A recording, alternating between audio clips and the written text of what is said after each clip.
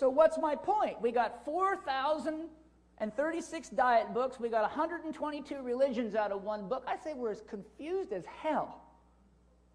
Okay? Well, let's look at the facts. North American, Eskimos, and Indians research, Price's book, and lots of other resources I can show you show that the Eskimos lived on 90% fats, oils, and protein, only 10% carbohydrate. What the hell? Have you ever seen tomatoes growing on an ice field? Right? So what do you do if your dad is of Native American Indian or Haida Indian or Eskimo descent?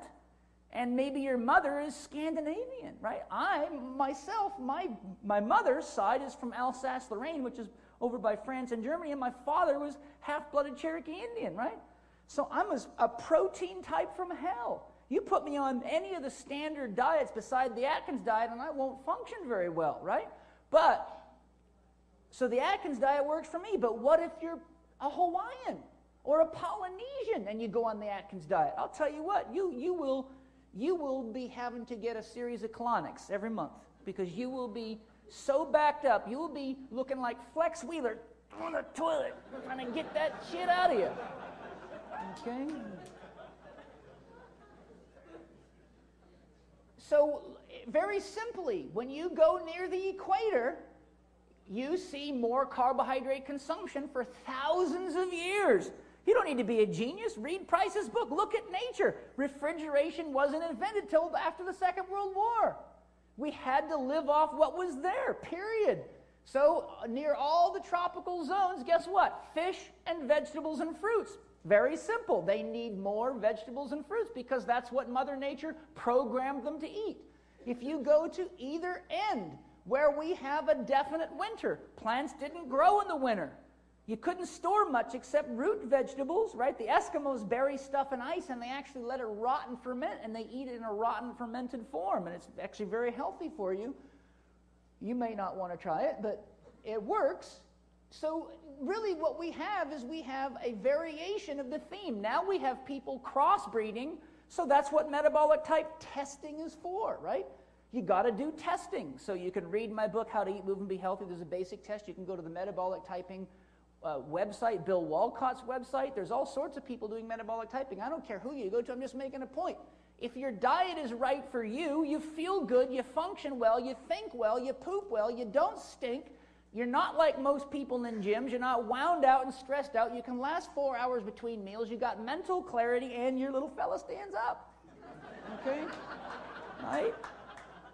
What do we have? We got people taking make it stand up pills today because they don't know how to eat right and take a bloody vacation. Right? You talk to anybody that's on Viagra.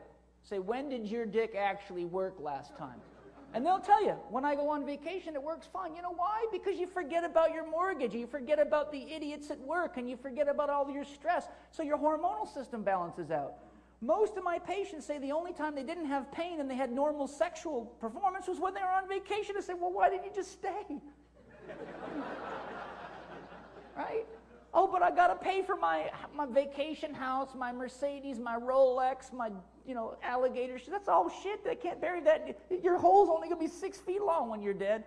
And they don't put Porsches in there, baby. Get your shit right. I've literally had millionaires say, organic food, you know how expensive that is?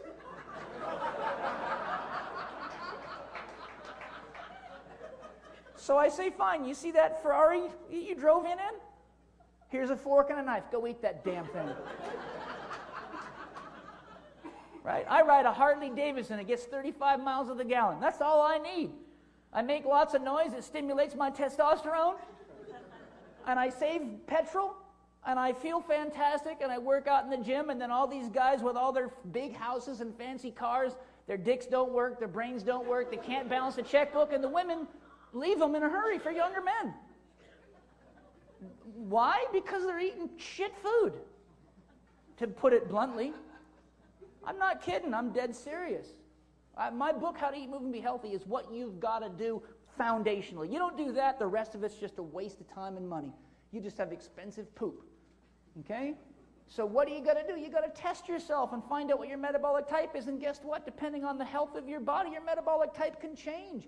You get a protein type who's got a parasite infection. The parasites will alter the pH in his intestinal tract, in his lymphatic fluid.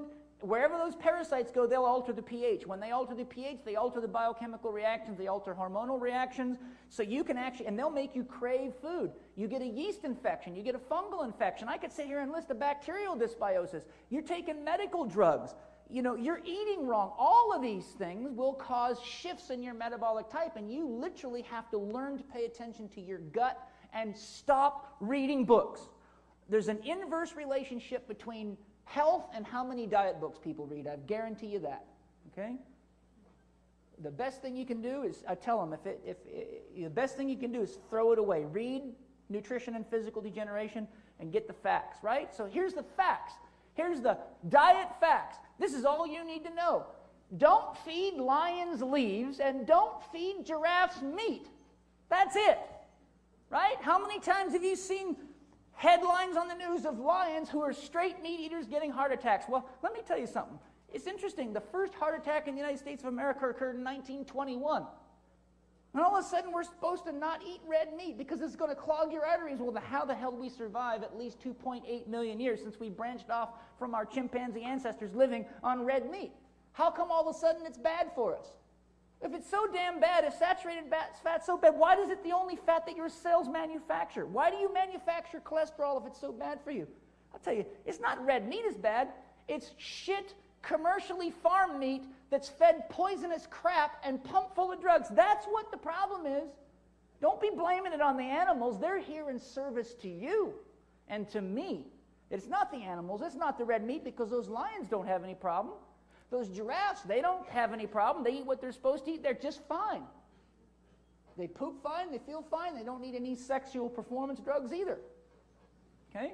So it's a real simple formula here. If you're eating wrong and you're eating garbage food, you're going to screw up your Krebs cycle. You will have an energy crisis. Whenever you go into an energy crisis, immediately your body has to decide, okay, who do I short on energy today? I'm out of energy, right? It takes between 55 and 75% of the calories you eat just to run your food from mouth to anus. Most people don't realize that. Do your homework. Study John Berardi's articles. It's right in there. He tells you the facts. 55 to 70 or even 75% of your calories are used just to run the system, just to degulate, digest, metabolize, assimilate, and eliminate. Costs you 55 to 70% of the calories delivered. But if you're burning up more nutrition to run the factory than you're getting in your food, you're going bankrupt. You're going nutritionally bankrupt. That's what we have today. Bankruptcy. Health bankruptcy. Aaron Fried Pfeiffer said all the way back in 1957, he said most people die by the age of 35 and their corpses just walk around for another 35 years. Okay? So when you go into an energy crisis, your body has some serious decisions to make. Who is it? I'm going to ask you, let's pretend you all have an energy crisis because you're not eating right and you're not going to bed on time, you're not following the basic principles you need to follow. So I'm going to ask you, when you have to start shorting one of these biological systems for energy, which one's it going to be? Your nervous system? Your hormonal system? Your immune system? Your thermoregulatory system? Your reproductive system? Your circulatory system? Your digestive system?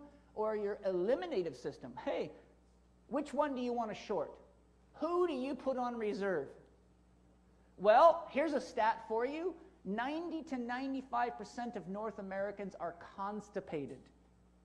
We sell in the United States of America $1.69 million worth of laxatives every day. There are so many constipated people going to emergency rooms that they had to change the criteria for giving out laxatives. It used to be if you hadn't pooped at least once in a day, they would give you a laxative. Now they made it once every 2 days because they were giving out so many laxatives to people that had no insurance. It was making the medical system spend tons of money on laxatives, right? So I've just given you factual proof that on average Americans are quite full of shit.